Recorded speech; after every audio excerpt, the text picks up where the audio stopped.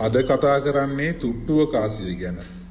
පරණ කාසිය අතරින් වැඩියෙන්ම ජනවහරේ කතා වෙන කාසිය තමයි තුට්ටුව කියන්නේ. මේ වීඩියෝ එක ඔයාට තුට්ටුව කාසිය ගැන සම්පූර්ණ දැනුමක් ගන්න පුළුවන් වෙයි. මේ කාසිය නිකුත් කෙරෙන්නේ ශ්‍රී ලංකාව බ්‍රිතාන්‍ය අධිරාජ්‍යයට යටත්ව තියෙන 1815 වර්ෂයේදී. මේ කාසිය තුට්ටු භාගය, තුට්ටුව හා තුට්ටු දෙක යන වටිනාකම් වලින් මේ කාසිය නිකුත් වුණා.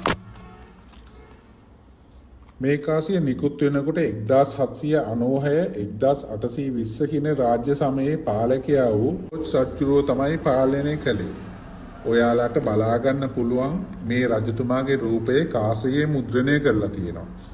ඒ වගේම මේ කාසියේ දෙපැත්තක් තියෙන රූප දෙක සමාන්තරව මුද්‍රණය වී නැති එක තමයි මේ කාසියේ තියෙන විශේෂත්වය.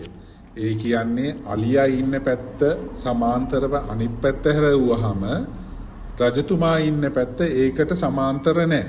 ඒක තමයි මේ කාසියේ විශේෂත්වය. ඒ වගේම පසු කාලිනව මේ කාසිය ව්‍යාජ කාසි මිනිස්සු හදලා තියෙනවා. ඒ නිසා ඔයාලා පරණ කාසි එකතු කරනවා නම් ඒ පිළිබඳව සැලකිලිමත් වෙන්න ඕනේ. මේ වීඩියෝ එක ඔයාලා දිගටම බැලුවොත් ඔයාලට පුළුවන් වෙයි නිවැරදි කාසිය හරියට හඳුනා ගන්න. ඉස්සෙල්ලාම තුට්ටු භාගයේ කාසිය ගැන කතා කරමු. මේ කාසිය 1815 වර්ෂයේ නිකුත් වුණේ.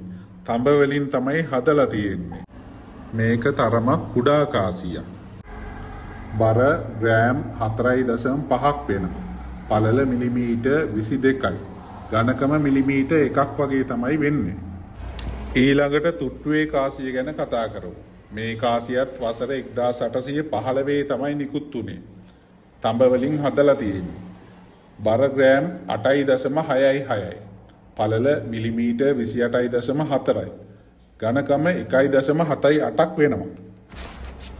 ඊළඟට අපි තුට්ටු දෙකේ කාසිය ගැන කතා කරමු. ඕගොල්ලෝ නිතරම අහලා තියෙන ජනවහරේ භාවිතා වෙන්න තුට්ටු දෙකේ කාසිය 1815 තමයි නිකුත් වුණේ. ඒකත් තඹ වලින්ම තමයි හදලා තියෙන්නේ. බර ග්‍රෑම් 16.7යි. පළල මිලිමීටර් 34ක් වෙනවා. ඝනකම මිලිමීටර් 2.5යි. බොහොම ස්තුතියි මේ වීඩියෝ එක බැලුවට.